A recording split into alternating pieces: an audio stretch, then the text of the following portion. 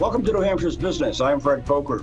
Roads, bridges, water, dams, electric grid, airports, hard infrastructure by almost anybody's definition. And there's some effort in Washington to do something about that and fund it across the country.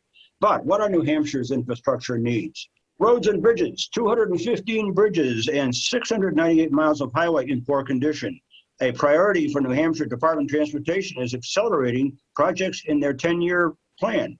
Airport, Manchester Boston Regional, Communications Center, cargo ramp development, drainage analysis, broadband. There's one internet provider in 62.7% of New Hampshire, none in 10%, low speeds in many communities. Drinking water, $1 billion funding needed to replace outdated piping. Wastewater, $2 billion needed to replace piping, some 50 to 100 years old. Dams, 151 listed as a high hazard.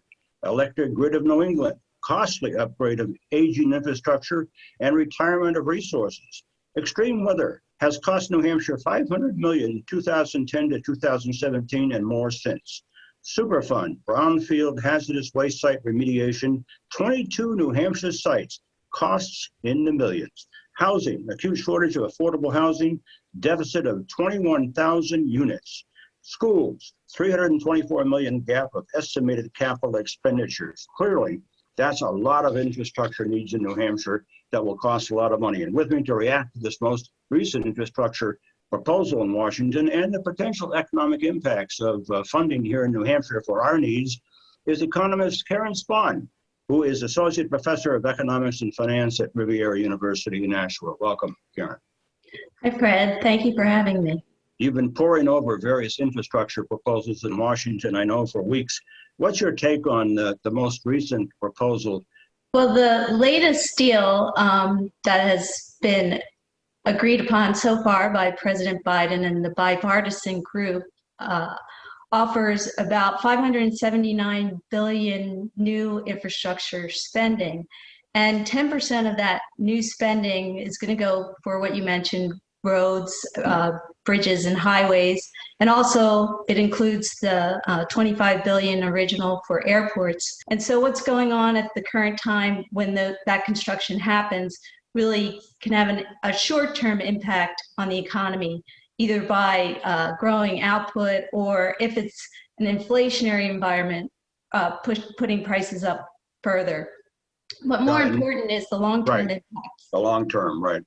That's right. There's the long-term impacts. There's a multiplier effect. Improving transportation allows resources and goods to be moved around more efficiently.